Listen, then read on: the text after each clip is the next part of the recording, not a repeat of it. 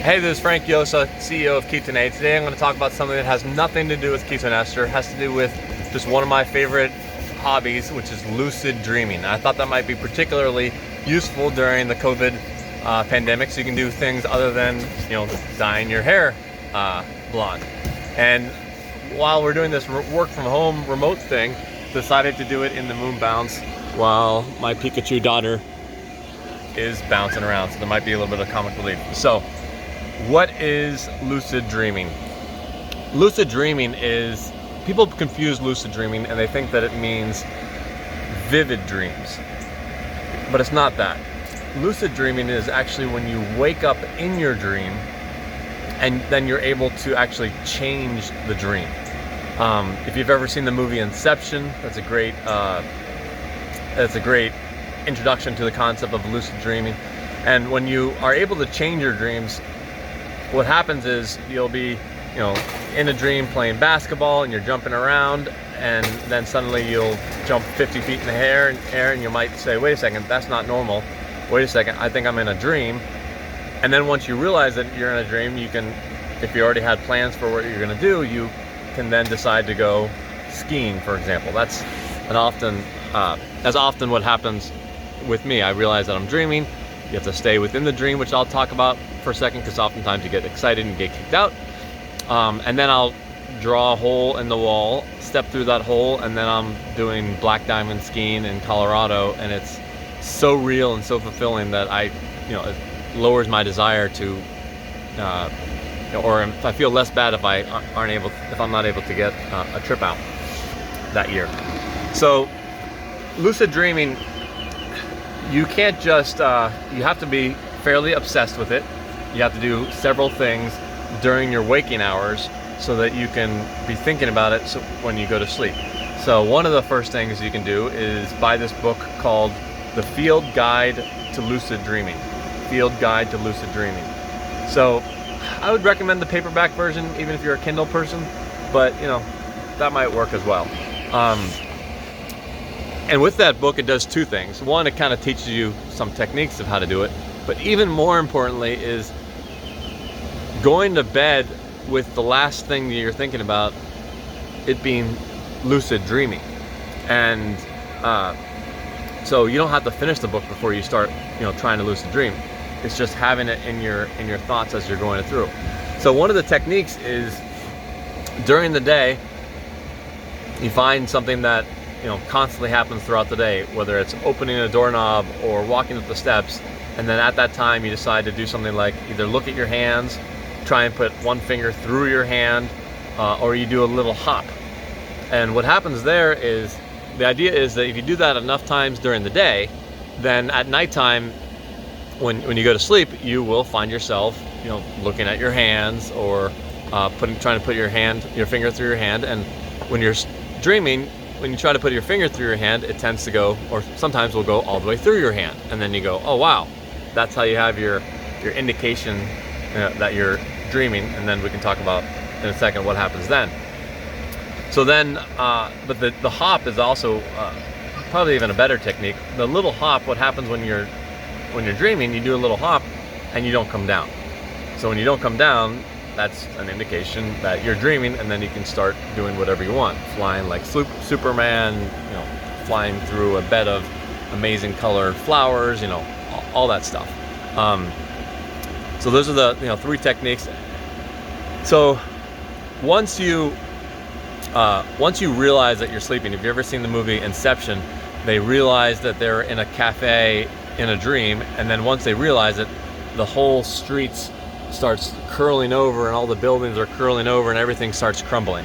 So that's kind of what happens as well, at least your first few times when you realize that you're dreaming. And what happens is your body's getting so excited, like, oh wow, I figured it out, I went lucid. But then that excitement kicks you out of the dream. So then there's techniques to keep you grounded, keep you in the dream. One of them is looking down at your hands and just trying to focus on your hands. Now your hands might look like gnarled roots of a tree, which is kind of neat. Look down at your hands. Another thing is to try to spin, like physically spin around. Look, little Tati, come in and bounce. come in and bounce, jump. So you have to try to stay in the dream. And then if you already have a plan before you go to sleep of what you want to do, you know, that's perfect. Some people actually use it for, Tim Ferriss has a great blog post on it, so you can search for Tim Ferriss Lucid Dreaming, and he talks about how he would use it for wrestling, training to be a wrestler. He would be able to actually do moves against himself, which is a weird concept. How can you play chess against yourself? How can you play wrestling against yourself if you know the moves?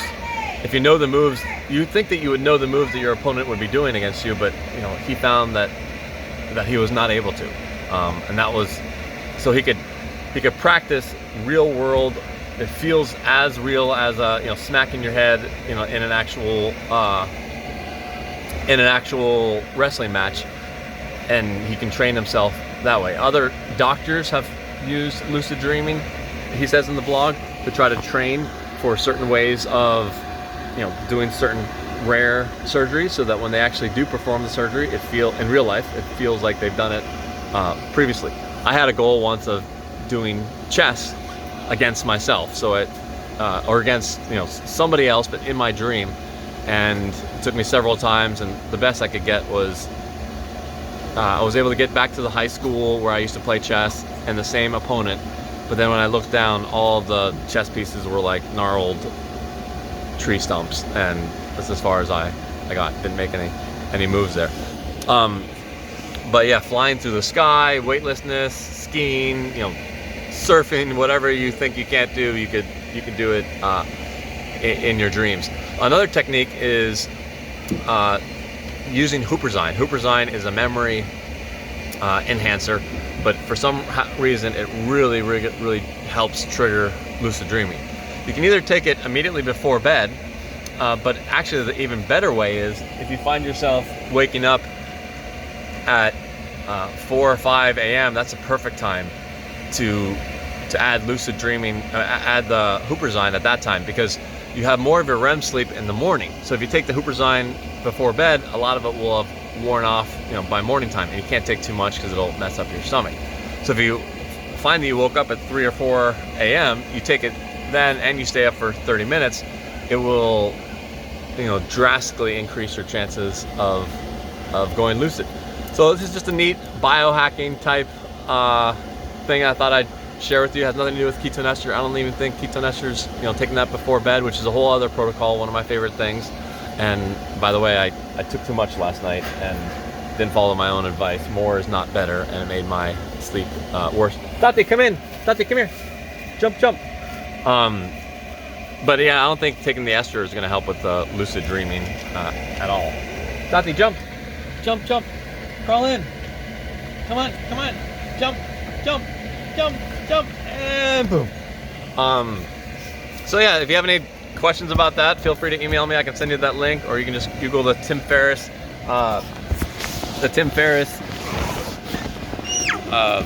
blog post on that. And there are some devices as well that claim to help with lucid dreaming. I haven't gotten any of them to work. They flash little lights on your eyes and stuff to stop you, or to wake you up in your dream to help lucid dreaming. I haven't gotten any of those to work. One's called Remy.